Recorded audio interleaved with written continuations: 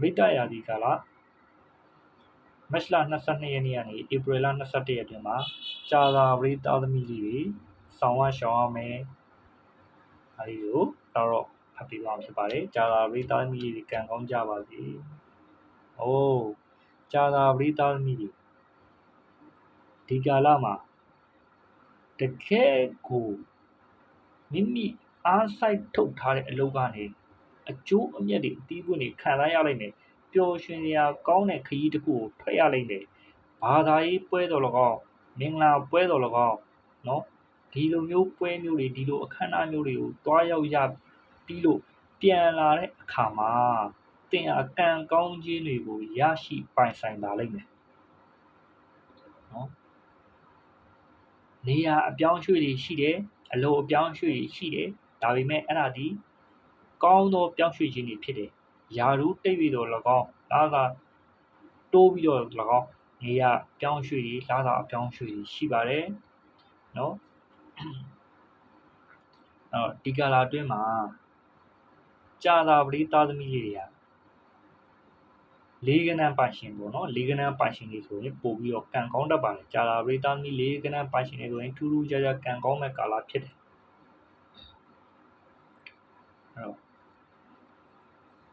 ပညာရေးနဲ့ပတ်သက်လို့ကတော့နည်းနည်းလေးနှောင့်နှေးစေပါတယ်ဘာဖြစ်လို့လဲဆိုရင်ဒီကာလမှာနည်းနည်းလေးအပျော်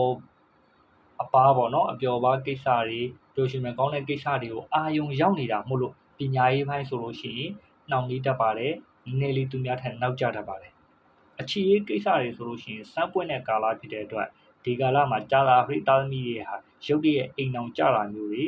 ကြုံရနိုင်ပါတယ်ရှောင်ရမယ်အယောင်လေးရတော့ပေါ့နော်ရှောင်ရမယ်အရာလေးကတော့